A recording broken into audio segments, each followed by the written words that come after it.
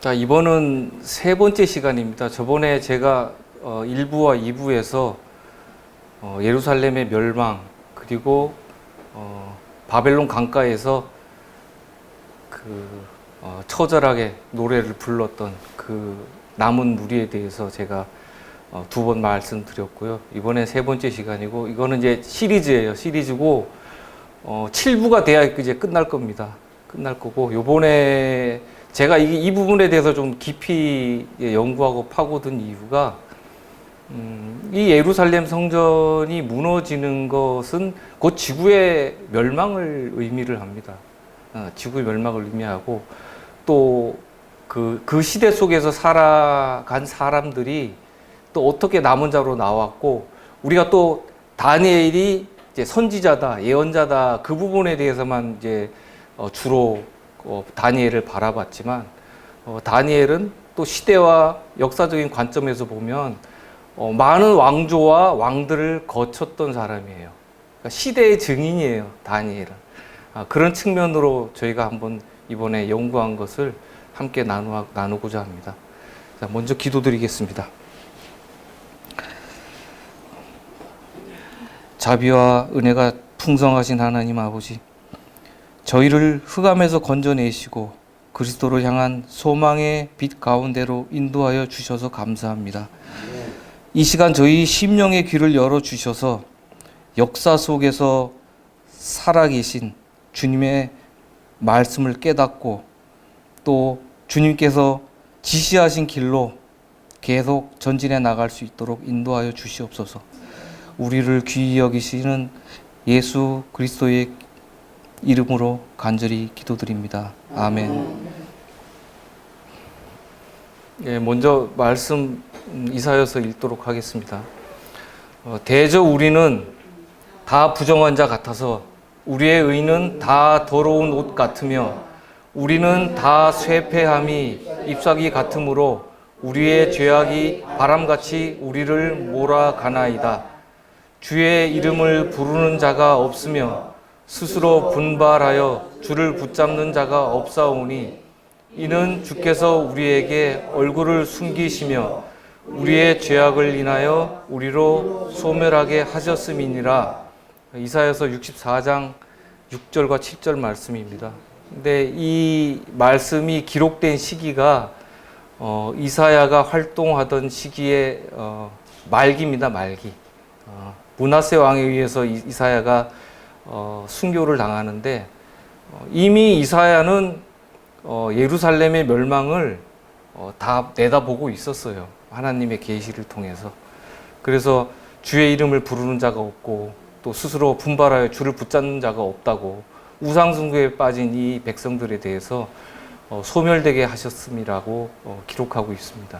특히 이제 70인역, 그리고 타르굼, 그리고 수리아역에 보면 그 소멸되게 하는 마간 그 뒤에 한 이제 단어가 더 추가되어 있어요. 넘겨주었다, 이렇게 말씀이 되어 있어요. 이것은 바벨론 유수를 말씀하시는 거예요. 이들이 소멸돼서 바벨론으로 끌려갈 것이라고 그렇게 기록이 되어 있었습니다, 이미. 자, 그리고 사마리아와 그 유다가 이제 같이 멸망을 했는데, 이 당시 선지자들과 거민들의 그 영적 상태를 한번 보도록 하겠습니다. 예레미야서 23장 13절 14절입니다. 내가 사마리아 선지자들 중에 우매함이 있음을 보았나니 그들은 바알을 의탁하고 예언하여 내 백성 이스라엘을 그릇되게 하였고, 내가 예루살렘 선지자들 중에도 그 유다를 개혁했던 히스기야 왕의 아들이었음에도 불구하고, 이 므낫세 왕이 그 당시에 히스기야 왕 때 일어났던 그 품성을 개발한 그 증인들이 이 므낫세 왕을 반대하고 일어났어요. 근데 이 므낫세 왕이 그 신하들과 같이 그것을 용납하지 않고 분노하면서 그 사람들을 갖다, 무지한 사람들을 죽이기 시작했는데, 이때 제일 먼저 죽게 된 사람이 바로 하나님의 사자 이사야였습니다. 그 후에 이제 말년에 그 아수르에 의해서 이 므낫세 왕이 쇠사슬에 꽁꽁 묶여서 끌려갑니다. 끌려가서 그 아수르의 감옥에서 회개를 해요. 회개를 하고 돌아와서 이 사람이, 그리고 이 아수르가 이제 먼저 망했죠. 아수르가 먼저 멸망을 하고 그 다음에 이제 유다가 멸망을 하는데, 이 므낫세 왕은 아버지 히스기야의 친바벨론 정책을 반대를 했어요. 오히려 동족을 멸망시킨, 북방 이스라엘을 멸망시킨 아수르와 손을 잡음으로 인해서 그 아수르의 우상신들을 또 들여오고, 이렇게 해서 그뿐만이 아니라 또 아수르의 아살 헷도는 하도 지역에 반란이 많이 일어나다 보니까 지역에 흩어져 있는 그 작은 왕들을 갖다 다 불러들여 가지고 자기 나라 아수르의 신 앞에서 맹세를 하라고 시켜요. 예, 우리의 신 앞에서 맹세를 해라. 반란 일으키지 않고 충성하겠다고 맹세를 해라. 그렇게 해서 이 므낫세가 그 앞에 가서 우상신 앞에서 맹세를 하는 조약을 체결을 합니다. 이런 왕을 따르는 백성들 같은 경우에 어떻겠어요? 왕이 이렇게 돼버리면 그 왕을 따르지 않던지, 아니면 그 왕을 따르게 되면 우상 숭배를 같이 하던지, 둘 중에 하나를 택하는 수밖에 없었어요. 그러다 보니까 이것에 반대하는 백성들이 일어나서 이사야와 같이 그렇게 죽게 되는 일이 생긴 거죠. 자, 이때 이제 하나님께서 선지자들을 통해서 이렇게 이제 선포를 하십니다. 이제 열왕기 하 21장 13절과 예레미야 15장 4절 계속 읽겠습니다. 내가 사마리아를 잰 줄과 아합의 집을 다림 보던 추로 예루살렘에 베풀고, 또 사람이 그릇을 씻어 엎음같이 예루살렘을 씻어 버릴지라.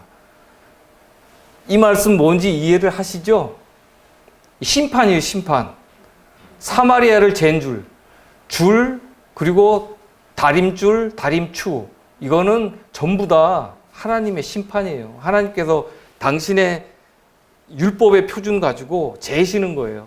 어디가 삐져나왔는지, 어디가 똑바로 됐는지, 그리고 심판을 하시는 거예요. 그리고 그릇을 씻어 엎는다 그랬죠? 우리가 설거지하면 어떻게 해요? 그릇을 그냥 똑바로 올려놓지 않잖아요. 이제 다 엎어버리죠. 그 안에 들어있는 거 찌꺼기까지 다 깨끗이 씻어가지고 이렇게 물기까지 빠지게끔 다 엎어버리죠. 그러니까 처음서부터 다시 시작한다는 거예요. 처음서부터 없던 것처럼.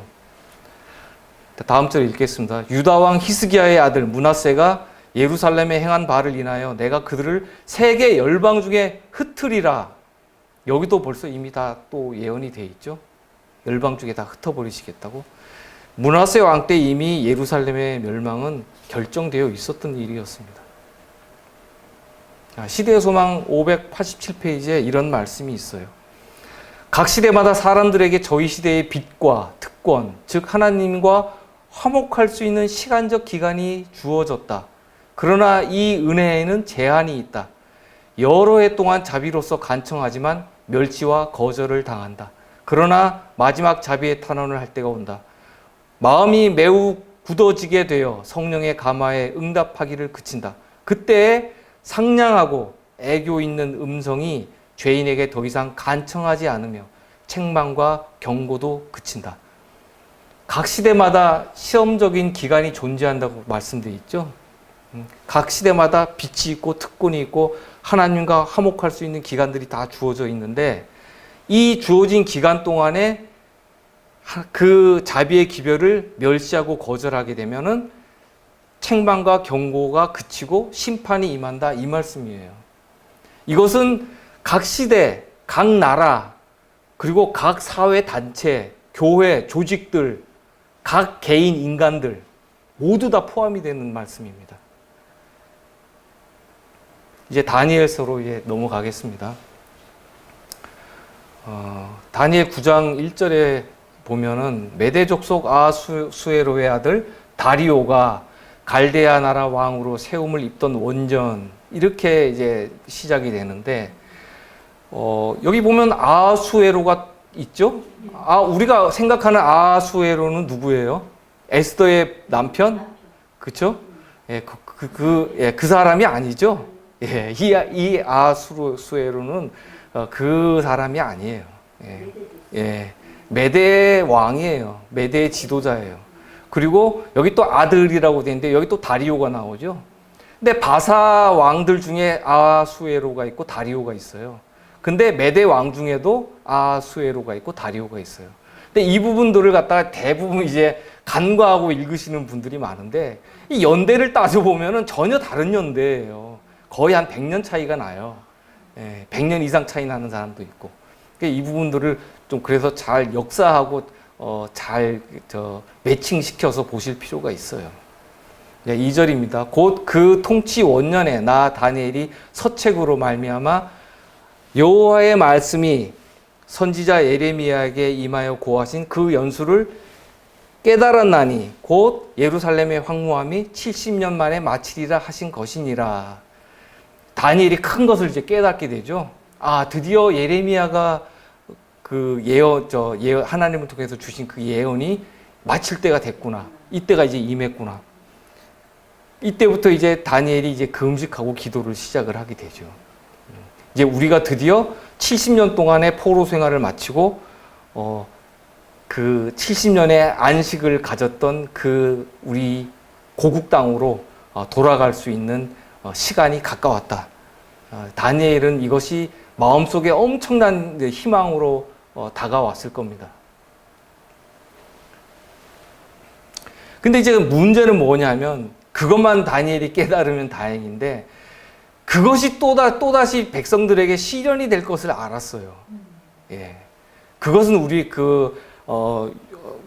바벨론의 남은 자들이 해방을 맞아서 고국 땅으로 돌아가는 그 기쁨도 있었지만 거기에 따른 또 다른 시험이 닥칠 것이라는 것을 다니엘은 그걸 또 알았어요. 그렇기 때문에 더욱더 간절함으로 그 금식과 겸비와 기도로서 강구를 하게 됩니다. 자, 예루살렘을 바벨론이 침공하고 나서 제일 먼저 이제 잡혀갔던 사람들이 여호야김이죠. 여호야김. 그리고 다니엘. 여호야김은 죽죠. 여호야김은 죽어요. 죽게 되고 다니엘이 이제 붙들려가고 이때 다니엘의 이제 세 친구들도 끌려가고 이때가 이제 BC 605년이라 그러는데 이 연도 차이가 한 1년 정도 나는 이유가 왜 그러냐 하면 그 당시에 그 메데 바사의 달력으로 따지면은 한 해가 606년 가을부터 605년 가을 사이, 그때가 1년이에요. 1년. 그러니까 가을에서 가을이 1년이에요. 그러다 보니까 지금 우리가 계산하는 그 달력하고는 시간하고는 조금 좀 다를 수가 있어요. 그래서 그 사건이 봄에 일어났냐 가을에 일어났냐에 따라서 606년이 될 수도 있고 그 다음에 넘어가서 605년이 될 수도 있고 그래요. 그런 부분들은 염두에 두시고 보셔야 될 겁니다. 고레스 왕의 칙령이 처음 이제 내렸을 때가 이제 BC 537년인데요. 이때 칙령이 내리고 나서 바로 성전 중건이 시작된 것이 아니라 그 성전이 중건되는 작업이 들어가는 시점이 그 다음 해가 시작이 됐어요. 536년부터 시작이 됩니다. 이제 2월 달부터 시작이 됐는데 이것이 이제 에스라서 3장 8절부터 13절까지 이 내용이 나와 있습니다. 여기서 이제 좀 다리오 왕에 대해서 좀 이제 알아보면은 이 다리오 왕은 고레스 왕의 외삼촌이면서 또 장인이에요. 그래서 우리가 이제 흔히 그 다리오 왕이라고 말하지만 키악사레스 2세예요. 키악사레스 2세라고 이제 역사서에는 그렇게 등장하는 인물이에요. 다니엘 11장 1절에 다리오 원년은 그가 조카이자 사위인 그 고레스에게 메대의 통치권을 이양한 뒤에 점령한 바벨론의 왕으로 다시 즉위한 해를 갖다가 BC 538년이라고 얘기를 하고 있어요. 그러니까 그 당시에 바벨론 왕이 제국의 왕이잖아요. 왕 중의 왕이에요. 그러니까 그 부속돼 있던 바사나 메대나 이런 나라들은 그 소국이에요. 소국. 바벨론 제국의 부속된 왕들이에요. 그래서 바벨론이 멸망하고 나서 그 왕의 자리에 오르는 사람이 고레스의 외삼촌인 다리오가 그 제국의 왕으로 등극을 해요. 등극을 하고 나서 이때 이 사람의 나이가 62세라고 다니엘서에서는 기록하고 있는데, 이 왕이 이제 그 62세에 즉위해가지고 2년을 못 채우고 죽어요. 죽고 나서 그때부터 이제 고레스가 본격적으로 이제 제국의 왕으로 등극을 하게 돼요. 그래서 사람들이 이제 이 부분을 이제 놓치다 보니까 뭐 왕인 사람이 뭐 또 즉위를 하고 무슨 그러다 보니까 이 원년이 맞는 거야, 저 원년이 맞는 거야, 막 이렇게 헷갈리는 경우가 있는데, 이 부분을 이제 찾아내게 되면은 그런 이제 오해들이 많이 이제 씻기게 됩니다. 아까는 이제 제가 이 아하수에로하고 다리오에 대해서 제가 설명을 했죠. 동명이인들이 많아요. 근데 그 연대를 따지지 않으면은 혼란에 빠질 수 있어요. 그래서 이걸 잘 따져 보셔야 돼요. 그리고 뭐 다리오 같은 경우는 다리오 1세, 2세, 3세 그렇게 있기 때문에 이 부분도 잘 찾아보셔야 돼요. 자, 이 바벨론이 이제 멸망한 해가 BC 539년 10월 5일이라고 이제 이것은 그레고리력으로 이제 따졌을 텐데, 율리우스력으로는 10월 31일이라 그래요. 근데 이때 밤에 벨사살이 다니엘서 이제 5장에 나온 것처럼 이 1000명의 고관들과 같이 이제 큰 잔치를 베풉니다. 근데 그 당시에 이렇게 뭐 1000명이 잔치를 베풀 정도면 어마어마하게 큰 연회장을 갖고 있었다는 얘기죠. 근데 사실은 이거는 아무것도 아니에요. 그 에스더의 남편 그 아하수에로 왕 같은 경우에는 15,000명이 연회할 수 있는 연회장을 갖고 있었어요. 역사서에 보면. 거기에 비교하면 아무것도 아니죠. 예. 자, 이 유대인 역사가 요세푸스가 바벨론 사람 베로수스의 말을 인용해서 한 글을 보면, 이 나보니두스는 메대와 바사 연합군에게 패한 뒤에 보르시파에 이제 집거하게 되는데, 이 나보니두스가 바로 이제 벨사살 왕의 아버지예요. 이때 이제 이 바벨론이 이제 그 고레스와 다리오의 연합군에 의해서 포위된 상태인데도 불구하고 이들은 그 안에서 잔치를 베풀고 있었어요. 벨사살 왕은 나보니두스가 이제 아버지가 죽지 않았는데, 아버지는 이제 그 연합군에 의해서 한번 패하고 나서는 그 왕위를 벨사살에게 완전히 다 물려준 건 아닌데, 뭐 실권을 거의 이제 주고, 그러니까 이거를 역사에서는 동위 대리왕이라고 표현을 해요. 동위. 그러니까 동급이라는 거예요. 누가 더 높고 낮음도 없이 똑같은 왕권을 갖다 가진 상태에서 벨사살을 바벨론에 남겨두고 자신은 보르시파라는 지역으로 피신해가지고 거기서 이제 집거를 하게 돼요. 근데 이제 이때 바벨론 성 안에는 먹을 것이 너무나 풍족했기 때문에 부족한 것이 하나도 없었어요. 그러니까 너네들이 밖에서 아무리 치고받고 해도 절대로 이 성은 함락되지 않는다. 그런 자신감과 그 교만에 쌓여 있었어요. 모든 백성과 그 신하들과 왕까지도 절대로 우리는 무너지지 않는다. 마치 좀 지금 세상의 바벨론 같으죠? 근데 그거하고 영적으로 같이 연관지어서 보셔야 돼요. 이 바벨론의 멸망을. 이 헤로도토스가 이제 그렇게 또 기록을 하고 있어요. 그날 밤에 그 도시가 춤추고 즐기는 축제 분위기였다 그래요. 그러니까 그 안에서만 잔치한 것이 아니라 그 바깥의 시가지 마을 성 안에서도 사람들은 축제를 즐기고 있었어요. 그리고 그 잔치 중에 포도주에 취한 벨사살 왕이 예루살렘 성전에서 빼앗아온 그 성전의 기명들을 가지고 오라고 이제 명령을 합니다. 근데 이제 끝까지 간 거죠. 이 교만이 끝까지 갔어요. 결국에는 하나님의 기물까지 넘보게 돼요. 근데 어때요? 그 분벽에 손이 나타나서 글을 썼다 그랬죠? 그 글이 써지면서 이 왕이 너무나도 두렵고 놀라워서 그 넓적다리 마디가 녹는 것처럼 무릎이 부딪히며 떨었다고 그렇게 돼 있어요. 예. 근데 죄인은 어떤 죄인이든 하나님 심판대 앞에 서면 멀쩡히 서 있을 사람이 없어요. 멀쩡히 서 있을 사람이 없어요. 죄가 감당하지 못해요, 하나님의 의를. 자, 거기 분명에 이렇게 써집니다. 다니엘서 5장 25절인데 메네 데겔 우바르신. 이 글이 써지고 나서 벨사살 왕은 큰 이제 근심에 쌓여요. 그래서 그 주변에 있는 박사들과 점성사술들, 그 학사들 불러다가 이걸 해석해봐라. 아무도 해석을 못하는 거예요. 누구든지 이 글자를 읽고 해석하면 좌주 옷을 입히고 금사슬로 그 목에 들이우고 그로 나라의 셋째 치리자를 삼으리라 이렇게 얘기를 하잖아요. 여기서 셋째 치리자라 그러잖아요. 둘째 치리자가 아니고. 왜 그러냐면 나보니두스 아버지가 있잖아요. 아버지도 왕이고 자기도 왕이거든요. 벨사살 왕도 왕이에요. 그러니까 가장 높게 세워도 셋째 치리자 이상은 세울 수 없는 거예요. 그래서 셋째 치리자를 삼으리라 이렇게 얘기를 한 거죠. 자, 이때 이제 태우가 나타납니다. 아무도 해석을 못 하는데. 그때 나타난 이 태우는 느부갓네살 왕의 딸이에요. 역사서를 살펴보니까 니토크리스라는 이름을 가진 느부갓네살 왕의 딸이에요. 그렇다면은 좀 족보가 좀 이상해질 수 있죠.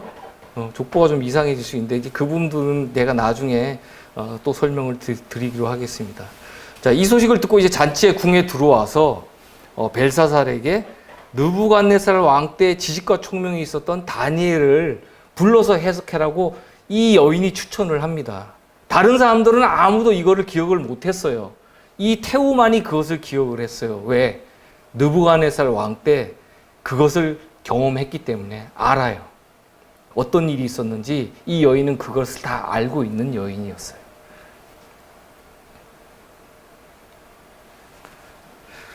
벨사살 왕을 향한 다니엘의 이제 책망이 5장에 기록되어 있는데 이 4장에 보면 느부갓네살 왕의 그 간증이 있잖아요. 느부갓네살 왕이 다니엘서에 4장을 갖다가 느부갓네살 왕이 자신의 간증으로 채우고 있어요. 그것을 다니엘이 받아서 기록을 한 거죠. 거기 보면은 느부갓네살 왕이 이제 한 날 꿈을 꾸는데 하늘에 닿은 이제 높은 나무에 대한 꿈을 꿨어요. 그래서 이 다니엘이 그 꿈을 이제 해석을 해줬죠.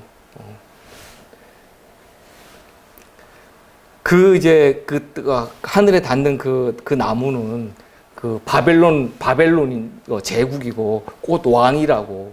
근데 그 나무가 어떻게 돼요? 찍혀지죠? 거기 머물던 새들이 다 날아가고 다 쫓겨나고 그 나무도 찍혀서 넘어지고. 그래서 이 경고를 갖다가 다니엘이 왕에게 해줘요. 이 경고를 무시하게 되는 왕이 왕자에서 쫓겨날 것이다.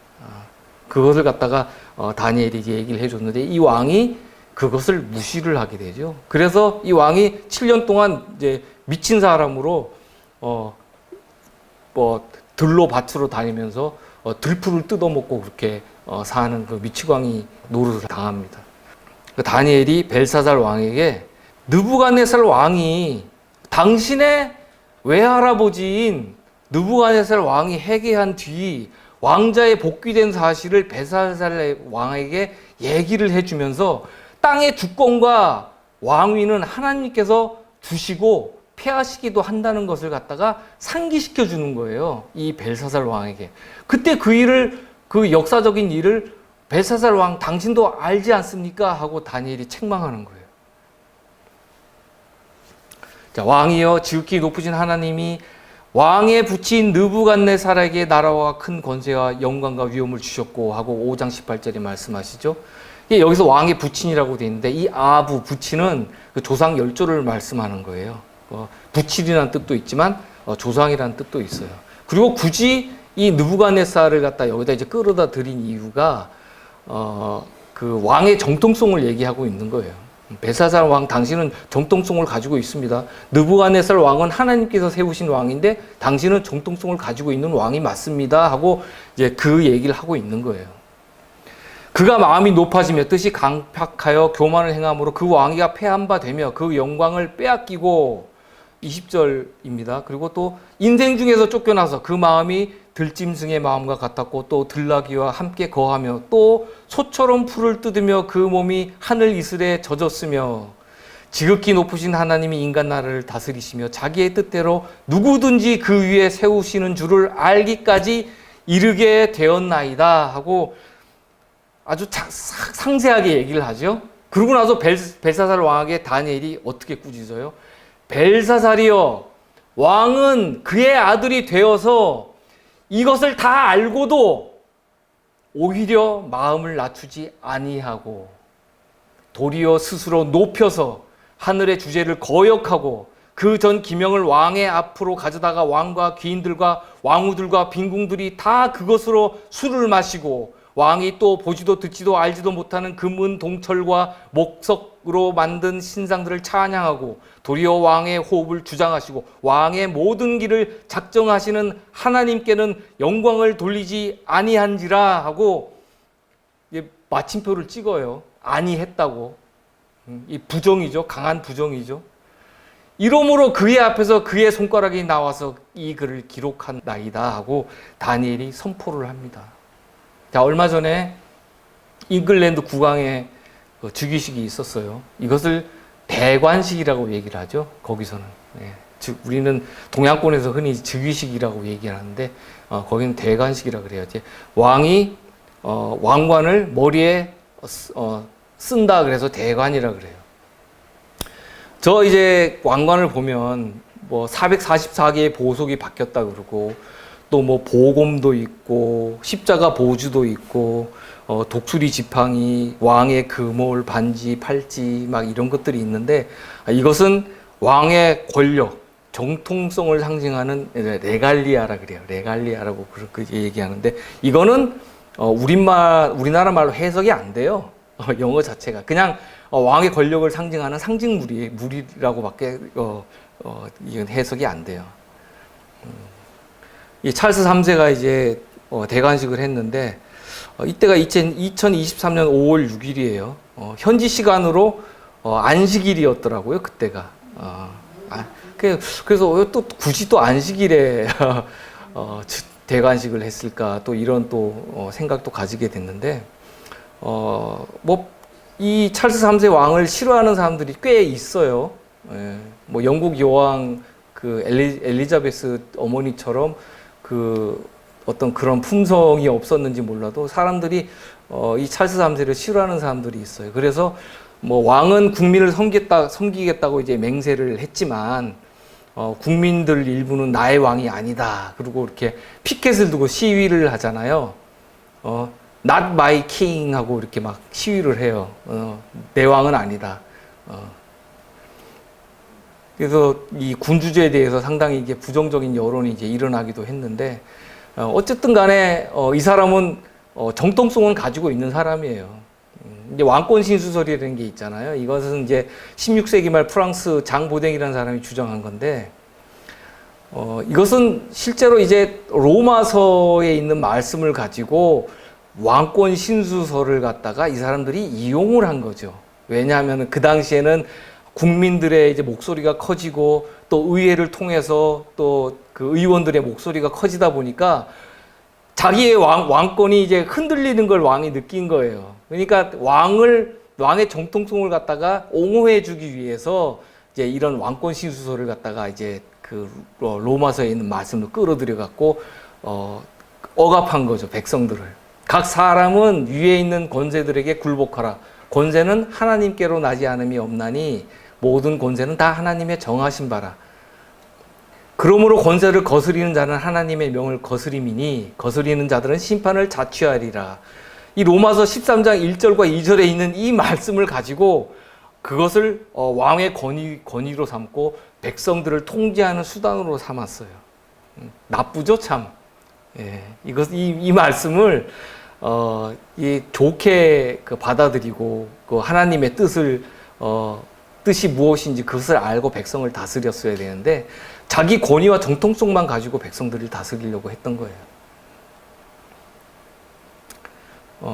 제가 이제 바벨론 역대 왕들에 대해서 조금 좀 설명을 할게요.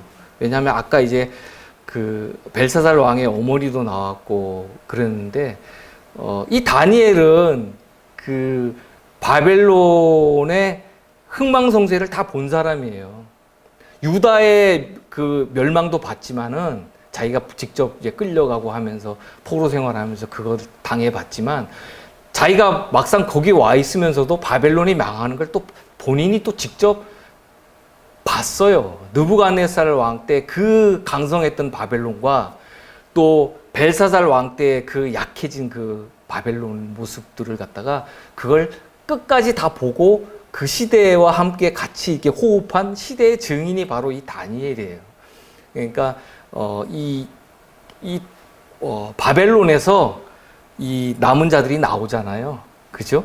근데 이것을 실제로 무너졌다 큰 성 바벨론이여 한 그 계시록의 말씀처럼 다니엘이 지금 그걸 선포하고 있는 거예요. 무너졌더라 큰 성 바벨론이여. 다니엘이 그걸 선포한 거예요. 벨사살 왕 앞에서. 이렇게 하고 나서 어떻게 했어요? 백성들이 나왔잖아요.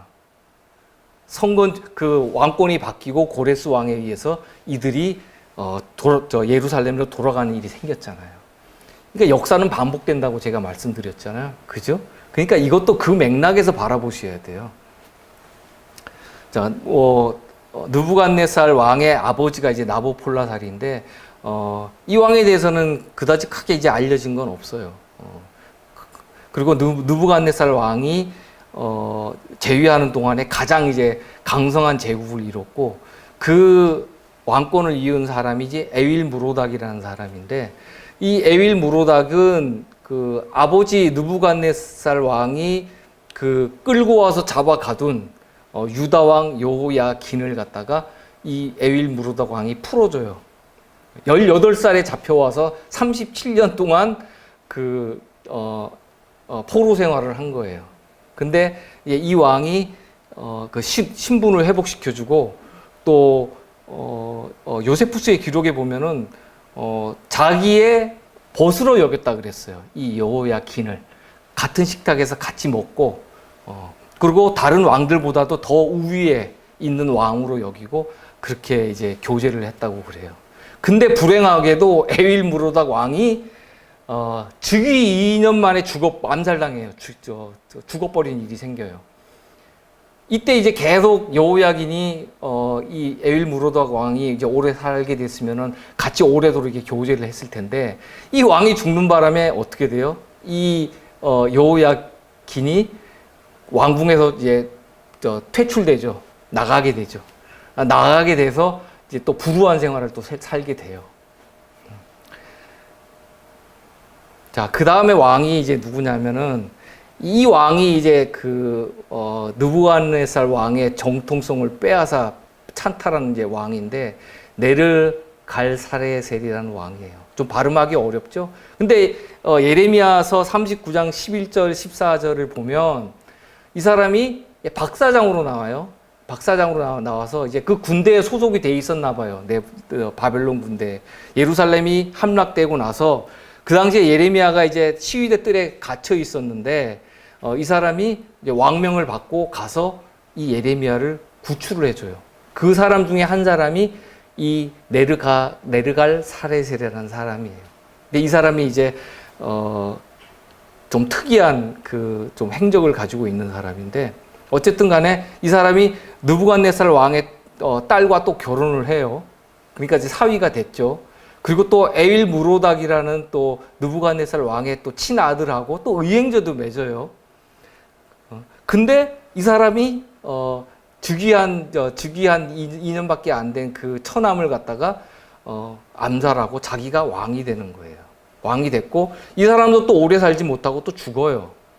죽어버리고 그 어린 아들이 라바시 마르둑이라는 아들이 또 왕권을 이어받았는데 이 왕권이 또 오래 못 가죠.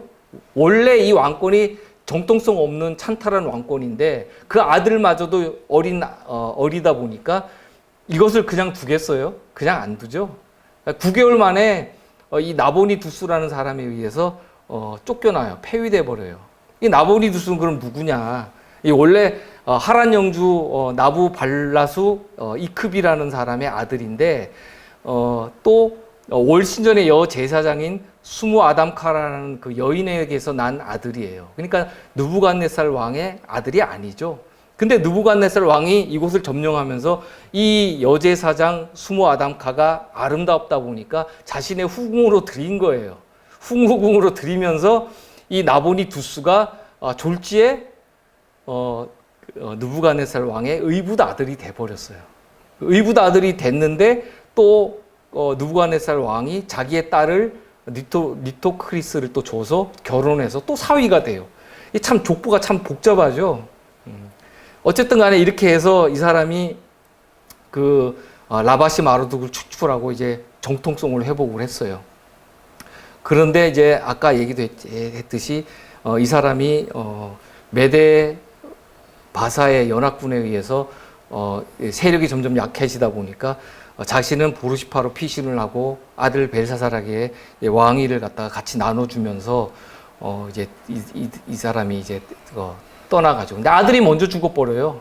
바벨론이 멸망하면서 점령되면서 벨사살 왕이 이제 그날 바로 죽어버렸고, 바벨론이 멸망된 뒤에 이 그 나보니두스는 1년 지나서 항복을 해요. 항복을 하고 또 이 고레스 왕은 이 사람을 자기의 봉신으로 삼죠. 이제 좀 족보가 좀 정리가 좀 되십니까? 예. 족보가 좀 복잡하시죠? 그래도. 예.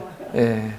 그래서 이 벨사살 왕은 느부갓네살 왕의 외손자이면서 또 느부갓네살 왕의 손자도 돼요. 왜냐하면 아버지가 의붓 아들이니까. 그래서 이게 지금 상당히 복잡하지만 어쨌든 간에 뭐 왕권을 회복을 했어요. 정통성은. 그리고 나서 메데 다리오 왕과 바사의 고레스 왕의 침공을 받아서 이들이 바벨론이 멸망당하고 메데 사람 다리오가 나라를 얻었는데 때에 다리오는 62세였더라 한 다니엘서 5장 31절의 말씀이 이 말씀이에요. 나라를 얻었다. 이미 메데라는 나라를 가지고 있는데 나라를 또 얻은 거예요. 바벨론이라는 나라를 또 얻은 거예요. 그러니까 더 높은 제국의 왕이 된 거죠. 그리고 이 다리오 왕이 바로 다니엘을 사자굴에 집어넣었던 그 다리오예요.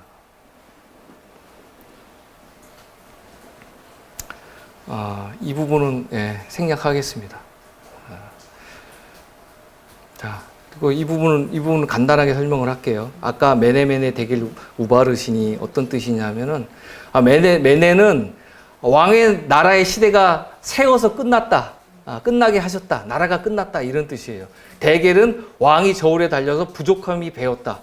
왕이 심판받을 것이다. 이런 뜻이고, 베레스는 원래 베레스라는 말은 없어요. 없는데 다니엘이 베레스라는 말을 하죠. 원래 우바르신이에요. 우바르신인데 베레스는 우바르신의 복수형이에요. 나라가 둘로 나뉠 것이다. 이런 뜻으로 이제 다니엘이 해석을 해줬어요. 이 벨사살 왕은 그날 밤을 넘기지 못하고 BC 538년 10월 5일 밤에 바벨론이 함락될 때 죽임을 당합니다. 유프라테스 강줄기를 돌려서 물을 말린 고레스 군대가 그날 밤에 수문을 통해서 전투 한 번 없이 들어가서 바벨론을 점령을 해요. 그렇게 하고 나서 다니엘이 어떻게 돼요? 다리오 왕의 총리가 되죠. 다리오가 다니엘을 또 총리로 삼아요. 다니엘은 어느 나라로 왕조가 바뀌든지 간에 크게 쓰임을 받는 사람이었어요. 크게 쓰임을 받았을 뿐들 아니라 또 왕조가 패하게 되고 다시 일어나게 되는 것을 직접 다 눈으로 보고 체험한 사람이에요. 그러니까 다니엘서에 기록된 네 나라와 다섯 왕이 있는데 남방 유다, 바벨론, 메데 그리고 바사 이렇게 있고, 왕들은 여호야김, 느부갓네살, 그리고 벨사살, 다리오, 고레스 이렇게 있는데, 이렇게 따지면은 몇 명 안 되죠. 왕도 다섯이고 나라도 네 나라밖에 안 돼요. 근데 실제로는 다니엘이 엄청나게 많은 나라와 왕들을 거쳤어요. 남방 유다, 바벨론, 메데, 바사 이렇게 네 나라 거쳤고, 왕은 13왕을 거쳤어요. 다니엘은 요시야 왕 때 출생을 했어요. 요시야 왕 때 출생을 했고, 그리고 이제 그 아들 요아하스는 첫째 아들이 아니에요. 둘째 아들이에요. 그거는 이제 둘째 아들을 갖다 유다 사람들이 세웠는데 애굽의 느고가 여기에 대해서 이제 그 태클을 걸죠. 태클을 걸어서 요아하스로 하여금 이를 이제 불러내 가지고 사로잡아요. 사로잡고 나서는 예루살렘에 들어가 가지고 여호야김을 세워요. 여호야김이 첫째 아들이에요. 첫째 아들이고 요아하스는 둘째인데, 둘째가 섰는데 그거를 갖다가 느고는 달갑지 않게 생각했어요. 자기가 원하는 왕을 세우기를 원했기 때문에 그 애굽이 자기 맘대로 이렇게 유다를 갖다 쥐락펴락했어요. 요시야 왕이 죽고 나서부터. 그리고 이제 여호야긴이 있죠. 이게 유다의 마지막 왕이라고 이제 돼 있는데, 왜 그러냐면 원래 마지막 왕은 여호야긴의 삼촌인 시드기야인데, 왜 그럼 여호야긴이 마지막 왕인가? 이 시드기야는 대수가 위잖아요. 윗대잖아요. 아버지 때잖아요. 학렬이. 여호야긴은 그 아래 학렬이고. 그리고 실제로 유다의 남은 자손 스룹바벨이 여호야긴에게서 나오기 때문에 이 여호야긴이 마지막 왕이라고 하나님께서 그렇게 말씀으로 기록하고 있어요. 그리고 이제 다니엘이 활동했던 시기를 보면 잡혀갔던 BC 605년부터 BC 535년까지, 535년이 이제 고레스 왕 3년이에요. 다니엘이 그 다니엘 예언서를 갖다가 다 이제 받고 기록하고 마친 때가 고레스 왕 3년이에요. 그래서 그때가 BC 535년인데, 다니엘이 활동한 시기를 보면 70년이에요, 70년. 70년 동안 다니엘이 그 활동을 했고, 다니엘이 잡혀갔던 나이가 15세에서 18세로 추정을 한다 그러면, 다니엘이 다리오 왕, 메데 다리오 왕 시절에 사자굴에 던져졌던 그때의 나이가 80세가 넘었어요. 예. 그러니까 다리오 왕보다도 다니엘은 나이가 거의 한 20세 정도 더 많은 나이였어요. 다리오 왕이 62세에 즉위를 했으니까요. 자, 이 부분들도 설명을 할까요? 이것도 또 예언과도 관련된 부분이 있어서, 자, 고레스 왕은 다 아시죠? 아까 이제 전 시간에 고레스 그 칙령도 이미 그 말씀을 했고, 그리고 이제 고레스 왕의 동생이 이제 캄비세스 2세예요. 캄비세스 2세인데, 그 예언에 보면은 다니엘서 11장 2절에 보면 바사에서 또 새 왕이 일어날 것이요, 이렇게 돼 있거든요. 고레스 왕을 이어서 3명의 왕이 일어날 것이라고 말씀돼 있어요. 2대, 3대, 4대 왕을 말씀하고 계신 거예요. 근데 이제 여기에 문제가 생기거든요. 실제로 보면은 왕이 하나 더 있었어요. 왕이 하나 더 있었는데, 근데 이 사람은 정통성이 없는 왕이다 보니까 그 왕의 대수에서 빠졌죠. 그죠? 하나님께서도 정통성을 보셔요. 이 사람이 이제 거짓 스메르데스라는 사람인데, 캄비세스 2세가 자기 동생을 되게 시기를 했어요. 스메르데스라는 자기 동생이 있는데, 에디오피아에서 가져온 그 강궁이 있어요. 강궁이 있는데, 그 활을 쏠 수 있는 사람이 그 나라에 그 스메르데스 한 사람밖에 없었어요. 자기 동생이 엄청나게 힘도 세고, 백성들이 그 사람들을 또 잘 따랐겠죠. 그러다 보니까 자기 왕권을 혹시 동생한테 뺏기지 않을까 하는 불안감이 있었던 거예요. 근데 하루는 이 사람이 꿈을 꿔요. 그 캄비세스 2세가. 그 동생이 왕자에 앉았는데 그 머리털이 하늘에 닿는 거예요. 그러니까 이때부터 의심하기 시작을 해요. 이 형이, 캄비세스 2세가 동생을 의심을 해서 내가 애굽에 정벌을 가거든 동생을 죽여라 하고 파티 제이테스한테 그걸 살해 명령을 내려요. 그리고 파티 제이테스가 실제로 이 캄비세스 2세의 동생을 살해를 합니다. 살해를 했고, 그리고 문제는 그게 거기서 끝나는 게 아니라 파티 제이테스라는 사람의 동생도 이름이 스메르데스예요. 이름이 똑같아. 그리고 얼굴 모양도 상당히 닮았어요. 상당히 닮았어. 그래서 이 사람이 자기 동생을 왕으로 세워요. 자기 동생을. 그래서 이것을 역사에서는 거짓 스메르데스라고 그래요. 거짓 스메르. 가짜 왕이 섰다. 그래서 거짓 스메르데스라 그래요. 이때 이제 이 소식을 들은 캄비세스 2세가 이제 반란을 진압하려고 애굽에서 이제 군사를 돌려요. 근데 이제 이 왕이 말을 타면서 이제 가지고 있던 칼이 칼집에서 빠져갖고 이 사람의 허벅지를 찔러요. 그래서 이 사람이 아마도 파상풍으로 죽지 않았나 싶어요. 예. 이 칼이 뭐 떨어졌다 그래서 다리에 뭐 대동맥을 얼마나 크게 끊어놓기에 그 죽을 지경은 아닐 것 같은데 제 생각에는 아마 파상풍으로 죽지 않았나 이런 좀 생각이 들어요. 그래서 이 사람이 군대는 돌렸지만은 자기 그 나라로 돌아가지 못하고 죽어버려요. 네, 죽어버리고 그래서 여기서 고레스의 왕통이 끊어져 버려요.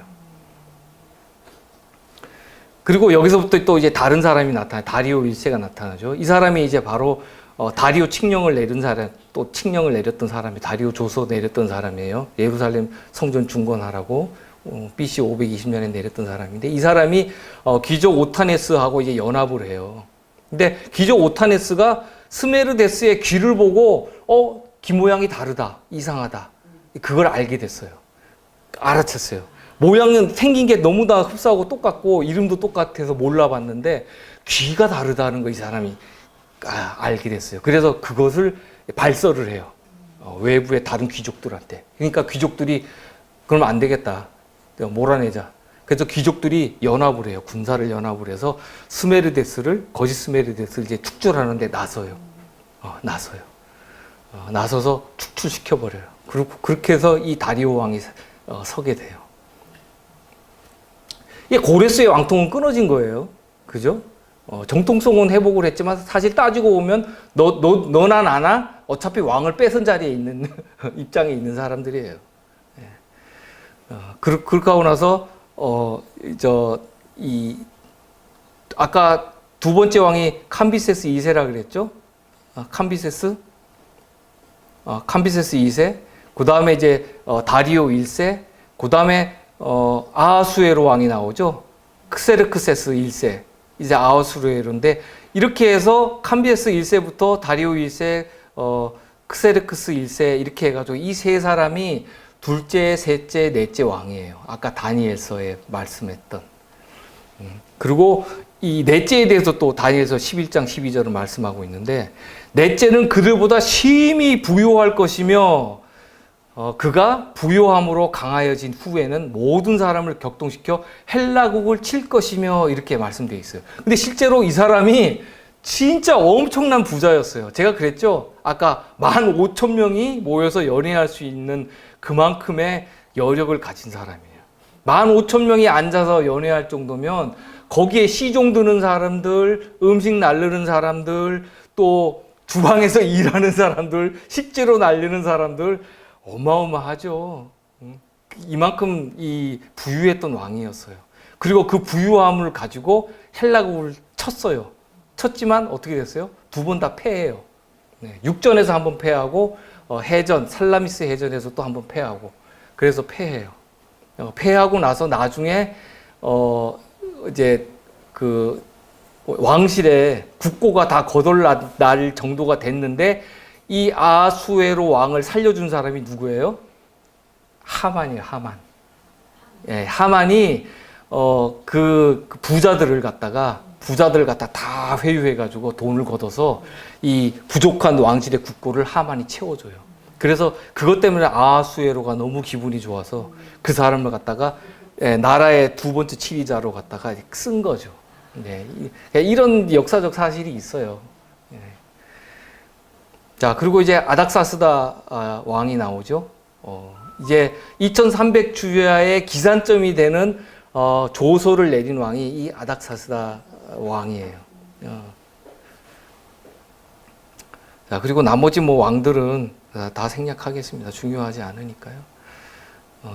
그리고 이제 유다가 멸망하고 나서 백성이 흩어지고 그 땅이 이제 70년간 안식을 누렸어요. 그래서 제가 이 부분을 갖다가 많이 좀 생각을 했어요. 왜 하필이면 70년일까? 하나님께서는 분명히 어떤 기한을 정하시고 어떤 하실 때는 무슨 이유가 있으실 텐데 무작정 70년 주시진 않으실 것이다 하고 이렇게 가만히 연구를 해보니까 어떤 일이 있었냐면은 제가 전에 이제 한번 말씀을 드렸지만 이들이 안식년을 지킬 수 없었던 기간이 있었어요. 안식년을.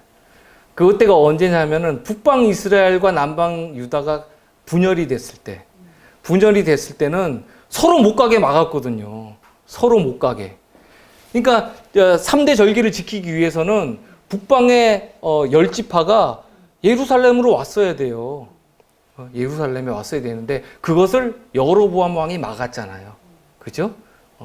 단과 베델에 금송아지를 만들어 놓고 그리고 8월 15일이 자기네들을 이제 절기로 그렇게 절일이다 해서 만들어 놓고 거기를 못 가게 막아버렸어요. 그리고 남방 유다에서는 그 세겜으로 가야 되는데 세겜에 거기 에발산과 그리심산이 있잖아요. 그 중간이 이제 세겜이라고 부르는데 글로 이제 안식년을 지키기 위해서는 거기에 하나님의 법궤를 메고 백성들이 글로 다 가야 돼요. 다 가야 되는데 북방 이스라엘 여로보암을 믿을 수가 없죠. 그죠? 자기네들 백성들을 못 오게 막았는데 여기서 법궤를 메고 여로보암의 북방 이스라엘로 법궤를 메고 간다? 그러다가 법궤 탈취당하면 어떻게 달라고요? 그러니까 그들을 믿을 수가 없는 거예요. 형제지만. 이 불신 때문에 서로 왕래가 끊어진 거예요. 서로 오갈 수 있는 그 교류의 장이 그 안식년 7년마다 돌아오는 안식년 면제년이었는데 그 통로가 막혀버린 거예요. 그래서 그 연도를 제가 가만히 이렇게 계산을 해보니까 70년이면 안식년이 70년이면 평년이 420년이 나와야 돼요. 그래서 490년이 나오거든요. 490년 중에 안식년이 70번이 돌아와요. 그래서 이제 70년이 되는데 북방 이스라엘이 남북이 분열된 시기가 BC 933년 그리고 요때 BC 586년 해서 요 기간을 제하면은 347년이 나와요. 347년이 나오고 또 그렇게 따지면은 70회가 안 되거든요. 347년을 갖다가 안식년을 나눠도 50번밖에 안 나와요. 그럼 나머지는 어디서 그럼 또 채워야 되냐? 가만 찾아보니까 사사시대에 암몬, 아말렉, 블레셋 족속한테 압제당하고 전쟁하고 쫓겨다니고 이런 시기가 또 있었어요. 근데 이 시기에 때도 이들이 원수들을 두려워하지 말고 믿음으로 법궤를 메고 세겜으로 갔어야 되거든요. 근데 이들이 믿음대로 행하지 않았던 시기가 또 있었다는 얘기예요. 가만 따져보니까. 이건 추산을 한 거예요. 그렇게 하니까 143년이라는 그 기간 동안에는 한 20번 정도의 또 그게 나오더라고요. 그 안식년이 나오더라고요. 그래서 이렇게 따져보니까 이것이 이렇게 해서 70년을 하나님께서 혹시 주신 것이 아닌가 이렇게 나름대로 한번 좀 추산을 해봤습니다. 이거는 우리의 구원과 관련된 문제는 아니에요. 그 70년이 왜 70년인가 한번 생각해 보시라고 제가 한번 이제 던져봤습니다. 자, 신명기 31장 10절부터 13절까지의 말씀인데 이 안식년 지키는 거는 매우 중요해요. 우리가 안식년을 잃어버렸어요. 아시죠? 우리가 안식년을 잃어버렸어요. 언제부터 시작할 때 돼야 되는지 그 기간점도 몰라요. 그러니까 하나님께서 나중에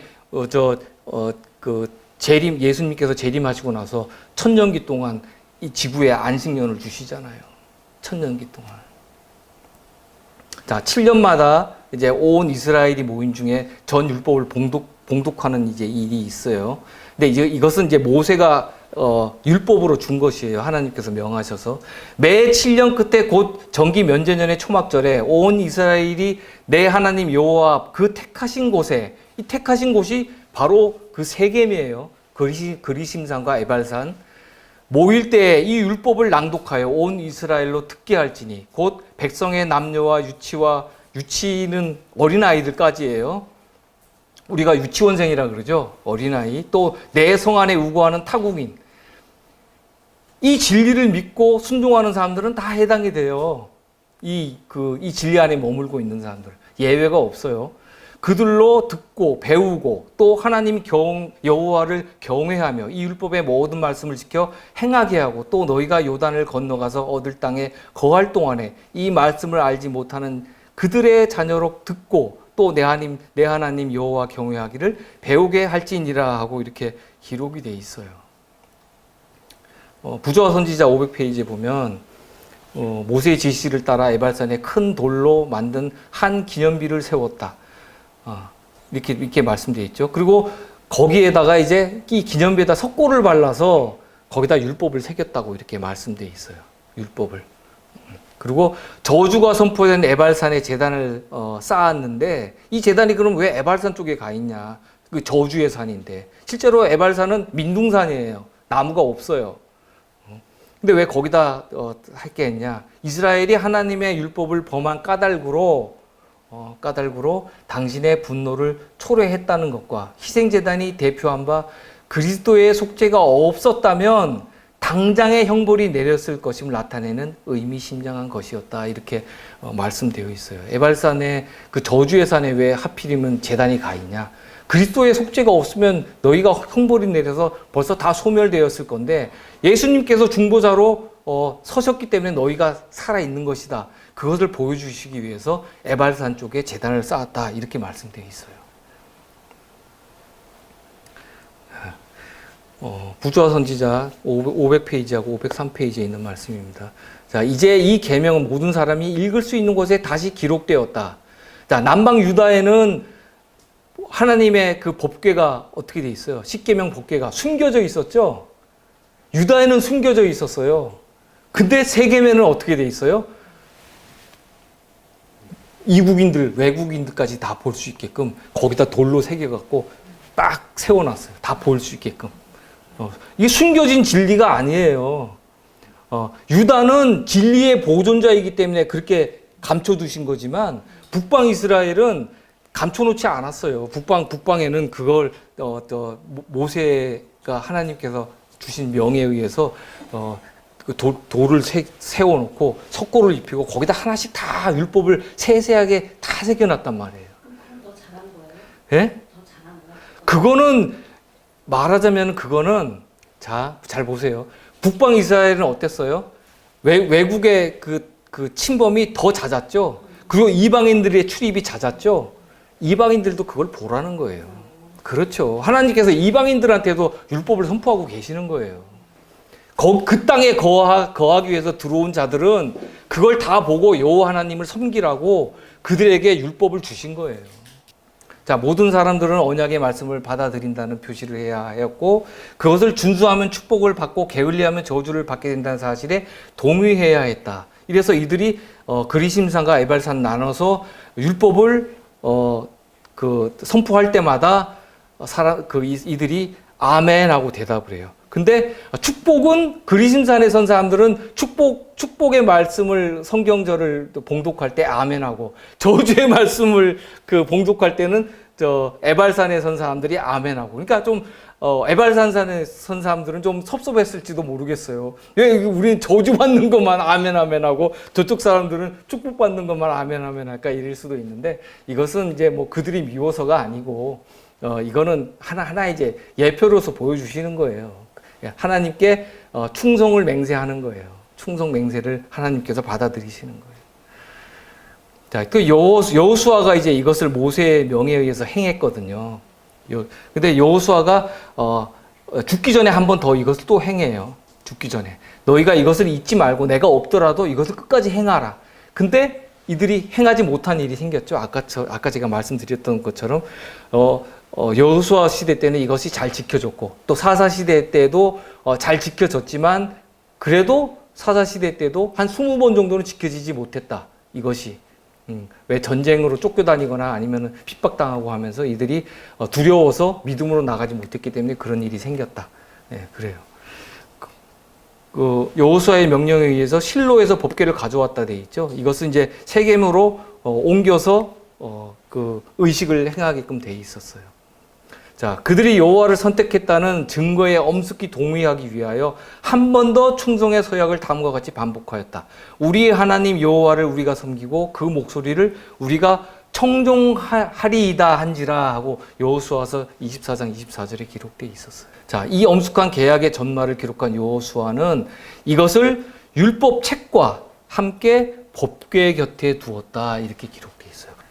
자, 이거는 아까 제가 말씀을 드렸어요. 이제 보이시죠? 왼쪽 지도에 세겜 지역이 있어요. 파란색 네모 테두리 안에 세겜이 있고 그리고 남쪽에 그리심산, 북쪽에 에발산 이렇게 있어요.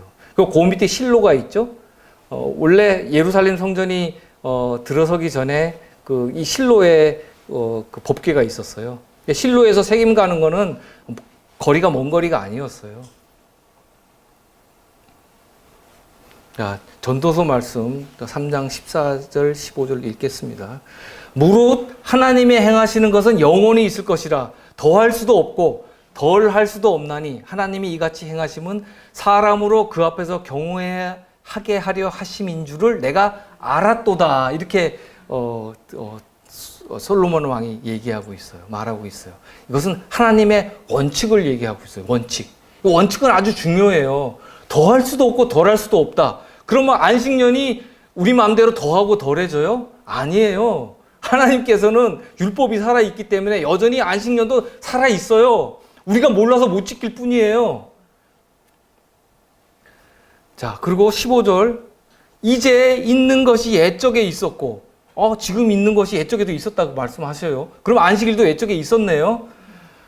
장래에 있을 것도 옛적에 있었나니, 장래에 있을 것도 있어요. 우리가 나중에 하늘 가서도 안식일 지킨다 그랬죠? 십계명 그대로 살아 있어요. 하나님은 이미 지난 것을 다시 찾으시느니라. 원칙 불변이에요. 지난 거 너희가 잊었냐? 나는 잊지 않고 있다. 그거 찾겠다. 그렇게 말씀하시잖아요. 원칙 불변이에요. 절대로 하나님은 변하시지 않아요. 하나님 입에서 바라신 것은 하나님께서 직접 폐하시기 전에는 폐하신 것이 없어요. 하나도.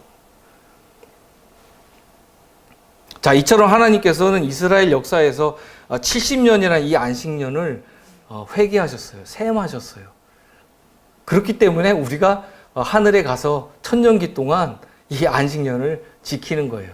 그 천년기 동안에 지구에만 안식이 있는 게 아니라 하늘에서도 천년 동안 안식이 있어요. 그때는 우리가 일을 하지 않아요. 진짜 일을 시작하는 것은 그때 하는 것이 아니라 천년기 이후에 하나님께서 새하늘과 새 땅으로 창조하시고 나서부터 그때부터 우리가 일을 시작을 하는 거예요. 그때부터 진짜 일을 하는 거예요. 천년기 동안은 우리가 이제 하나님께서 심판하신 거, 그것이 의롭다는 것을 우리가 증거를 해야 되잖아요. 우리는 증인들이 돼야 되는 거예요. 그 부분에 대해서. 우리는 또 증거하러 다녀야 되고, 또 그 기록책을 살피면서 또 우리가 하나님의 심판이 의롭다는 것을 우리가 또 배워야 되고. 천년 동안 안식년. 그래, 천년기 동안에, 그렇죠. 지구 역사가 6천년이니까, 죄로 인해서 우리가 지킨다고 여기서 지켰지만은 올바로 지켜진 그 안식이 아니에요. 그래서 그것을 죄가 없는 상태에서 지키는 거죠. 온전하게. 천년을 지키는 거죠. 자, 지난 5월 9일 방송된 MBC PD 수첩에 이제 이런 내용이 있어요. 전우원 씨는 지난달 20일 이순자 씨에게 너의 기억의 출처는 모두 16년 전 우리 집을 떠난 너의 어머니의 것으로부터 온 것인 듯하니 한번 물어보라는 내용의 문자 메시지를 받았다 그래요. 그래서 이순자 씨는 이 메시지에서 마약에 손을 대고 해롱되는 것도 모자라 할아버지 얼굴에 먹칠을 해? 라며 5.18 때 태어나지도 않은 너는 주제넘게 아무데나 나서지 말고 자신에게 떨어진 일이나 잘 처리해라. 이렇게 했다고 2023년 5월 10일 연합뉴스 기사에 났는데, 제가 이제 뭐 집안일이라든가 뭐 5.18 사건 다루려고 제가 이 얘기를 하는 게 아니에요. 절대 아니고 그거와는 관련이 없고, 왜 그러냐 하면은 하나님의 심판의 자리에는 그 시대의 증인들이 있어야 돼요. 그 시대를 살아보지 않은 사람이 그 심판이 옳았는지 틀렸는지 뭐 가타부타 얘기할 수 있어요? 말 못해요. 똑같은 거예요. 피고가 있고 원고가 있는데 피고 쪽에서 야 너는 너 그 자리에 있지도 않았잖아. 너 있지도 않았으면서 너 나한테 그런 말을 해? 너는 빠져. 이렇게 된단 말이에요. 그래서 제가 그래서 이 부분을 제가 이렇게 참견할 자격이 있는 사람이 있고 없는 사람이 있고 그것이 있다는 것을 제가 보여드리기 위해서 이 말씀을 이 기사를 갖다 인용을 했을 뿐이에요. 이게 의인이든 악인이든 핑계치 못하게 하나님께서 심판을 하셔야지만이 그것이 하나님의 공의가 되는 거예요. 자, 사도행전 11페이지에 이런 말씀이 있어요. 매 시대마다 주께서는 그의 파수꾼들을 가지고 계셨는데 그들은 저희가 살았던 시대에 충성스럽게 증언을 전하였다. 이 파수꾼들은 경고의 기별을 전하였는데 그들이 갑옷을 벗고 물러날 때는 다른 사람들이 그 일을 대신하였다. 자, 이 말씀 읽고 나면 조금 좀 찔리지 않으세요? 우리 중에 누군가가 갑옷을 벗고 물러날 사람들이 있을 텐데 그럼 내 갑옷은 누구에게 전해줘야 될까요? 누가 입어야 될까요? 하나님께서는 이 증인들과 언약 관계를 맺으셨고 지상의 교회를 하늘의 교회와 연합시키셨다. 하나님께서 천사들을 보내어 당신의 교회를 섬기게 하셨으므로 악마의 권세가 당신의 백성을 이기지 못하였다. 자, 다니엘은 유다 백성의 70년 포로 생활을 마치는 예언을 깨닫고 돌아갈 것을 학수고대한 사람이었어요. 자신도 어쩌면 돌아갈 것이라고 예상했을지도 몰라요. 왜냐하면 고레스 원년에도 다니엘이 거기 있었어요. 바사 궁정에 있었어요. 근데도 못 돌아갔잖아요. 네? 못 돌아. 1차 포로 귀환령에 이 다니엘이 거기 속하지 못했어요. 왜냐하면 다니엘서 10장, 11장, 12장 아직도 하나님께서 주시는 예언이 남아 있어요. 그래서 고레스 3년까지는 다니엘이 거기에서 남아서 하나님의 사역을 마쳐야 했기 때문에 다니엘은 돌아가지 못하고 그 자리에 남았어요. 다니엘이 10장에서 이제 큰 전쟁이 있을 것이라고 이제 이상을 깨달았는데 이것은 헬라와 바사의 전쟁이에요. 헬라와 바사의 전쟁에 대한 이상을 깨달았고 이것을 깨달을 때가 이제 히데겔 이제 지금의 티그리스 강인데 이 큰 강가에 있었어요. 아마도 이때는 다니엘이 그 바사 궁정을 나와서 어디 한적한 데 가서 좀 요양하고 있는 시절이 아니었나 이런 이제 추측이 좀 드는데 이때를 가리켜서 다니엘서 이제 10장 1절은 바사 고레스 왕 3년이라고 얘기를 해요. 이게 BC 535년인데 535년이면 아까 제가 말씀드렸죠. BC 605년부터 70년 동안 다니엘이 사역을 했다고. 근데 또 희한하게 또 사역 기간도 또 70년이에요. 다니엘이 사역한 기간이. 다니엘은 세상에서 가장 이제 큰 나라들의 총리임과 동시에 하늘의 영감의 빛을 받은 하나님의 선지자였어요. 그는 우리와 같은 성정을 가진 사람이었지만 과오가 하나도 없는 사람이었어요. 다니엘은 그 마음이 변화되고 성화되었을 때 그 동기가 하나님 보시기에 의롭고 또 모든 사업가들이 어떻게 될 수 있는지를 보여주는 또 모본이기도 했어요. 하나님께서 또 다니엘에게 평안을 주시는 말씀을 하시잖아요. 다니엘 12장 13절에 너는 가서 마지막을 기다리라. 이는 내가 평안히 쉬다가 끝날에는 내 업을 누릴 것임이니라 하고 하나님께서 다니엘에게 평안의 인사를 마지막으로 주세요.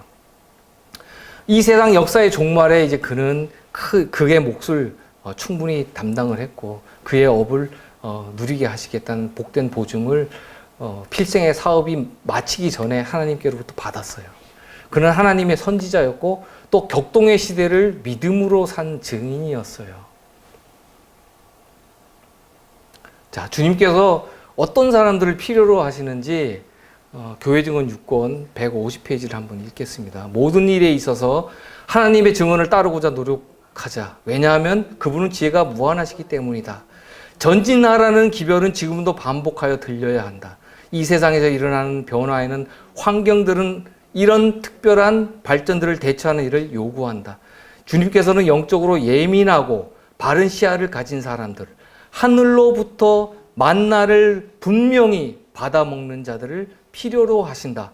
성령께서 그런 자들의 마음에 역사하신다. 하나님의 말씀은 마음의 빛을 비추어 예전보다 더 참된 지혜를 드러낸다. 어떤 사람을 필요로 하신다고요? 영적으로 예민하고 바른 시야를 가지고 하늘로부터 만나를 분명히 받아먹은 자들을 필요로 하신다. 분명히. 그냥 대충대충 내 입맛에 맞으면 먹고 아니면 말고 이게 아니에요. 네? 진리는 하나밖에 없어요. 확실해요. 이 예언의 말씀이 이렇게 분명한데도 이 진리를 받아들이지 못하고 떠나시는 분들 보면 참 가슴이 아프고 억장이 무너져요. 왜 그럴까? 자, 우리도 바벨론 시대의 마지막 한 페이지를 장식할 수 있는 이 시대의 증인이 될 수가 있다, 없다? 네, 있습니다. 자, 순전한 하늘의 만나를 먹고 장성한 그리스도인을 일꾼으로 부르시기 위해 하나님은 지금도 기다리고 계셔요. 예, 환경이 바뀌든지 제도가 변하든지 그런 것에 휘둘리지 않는 경건한 믿음을 지닌 사람들이 절실히 요구되는 시대를 우리는 살고 있습니다. 우리가 준비되고 하나님의 일꾼으로 마지막 사업을 마친 뒤에 그리스도께서 우리를 찾으러 오실 것입니다. 우리의 신앙을 그리스도의 반석 위에 더욱 굳건히 하고 그리스도의 부르심에 응답하는 참된 제자가 되기를 간절히 원합니다. 자, 기도하고 마치도록 하겠습니다. 주님의 은혜가 저희 안에 족하오니 감사합니다. 주께서 기뻐하시는 삶을 온전히 살지 못한 저희를 불쌍히 여겨 주시옵소서. 그리스도의 터 위에 헛된 공력을 쌓았다면 책벌하시고 다시 시작할 수 있는 기회를 허락하여 주시옵소서. 바벨론의 한 시대를 사는 저희가 믿음의 선진처럼 시대의 증인이 되기에는 지금 너무나 연약하오니 병든 자에게는 능력의 손으로 낫게 하시고 상심한 자에게는 위로를 주시고 낙심한 자에게는 하늘의 소망을 허락하여 주시옵소서. 우리를 구원하신 예수 그리스도의 귀하신 이름 의지하여 간절히 기도드립니다. 아멘.